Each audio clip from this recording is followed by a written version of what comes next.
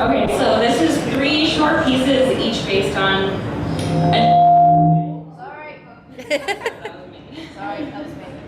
each based on kind of a different situation I encounter. The first one is entitled Blood. It's based on a story my sister told me about a middle-aged woman she met that was obsessed with One Direction.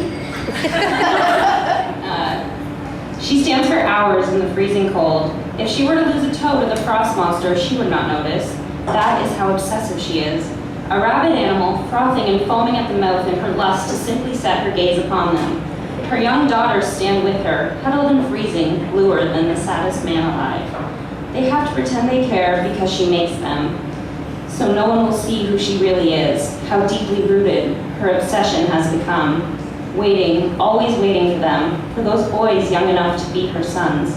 The boys she loves just a little bit more than her own children. She tells people that her daughters are obsessed, that they love them so much they know every word to every song, every fact of lives so surreal and distant from their own, they may as well be alien invaders. One afternoon, she splits up, makes a mistake she doesn't even realize until it's too late. She reveals the blood types of all 5 members of the band to a complete stranger. She doesn't think that's a strange detail to know. The second one is called Silence. I have this roommate who, when he does absolutely everything, he hums while he does it, and since I'm a passive-aggressive writer, I kind of just channeled into writing this rather than tell him to shut up. Humming is his favorite pastime. Sometimes singing slips into the conversation, but he's most comfortable while humming. He does it while doing everything, because he's so afraid of his own shadow that he's terrified to be alone with it. In the darkness of night, his shadow wins, suffocating him in his dreams, pulling him away from himself. In the morning, the humming begins again. He's completely tone deaf and it sounds terrible. People find his humming and occasional singing incessantly annoying, and so he has no friends. There is no one to be near him to watch the shadow's movements and offer him a warning. The humming that is his protection from the darkness curses every other aspect of his life. But one day his voice will stop and fail him. It too will become tired of him and his humming.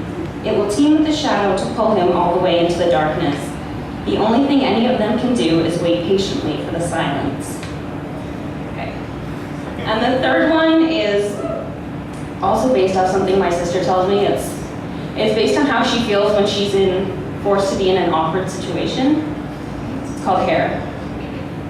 I would rather eat my own hair than bear witness to an awkward situation. I have never been pushed to the point of doing this, always escaping with a wad of hair stuffed in my mouth, but thankfully still attached to my head. It's the feeling that awkwardness gives me, in the hollow space of my chest, like I'm heading towards a collision and I must avert it by any means necessary. Eating my own hair would be a distraction. To carefully pluck it from my head, piece by piece, chew it like stringy and hairy spaghetti, swallow, then repeat. There are probably other, less drastic methods I could use for distraction from the awkwardness that feels like it is swallowing me up. But eating my own hair seems like an equivalent physical counterbalance to an awkward situation. To avoid one, I must do the other. I wouldn't look good bald, which is why I hightail it out of awkward situations first chance I get. And I can't imagine that my hair would taste very good. It smells nice, like roses and lavender, but I don't think that roses and lavender taste as nice as they smell. And besides, if I were bald, what would I use to hide behind intense, uncomfortable, or stressful situations without my hair shield?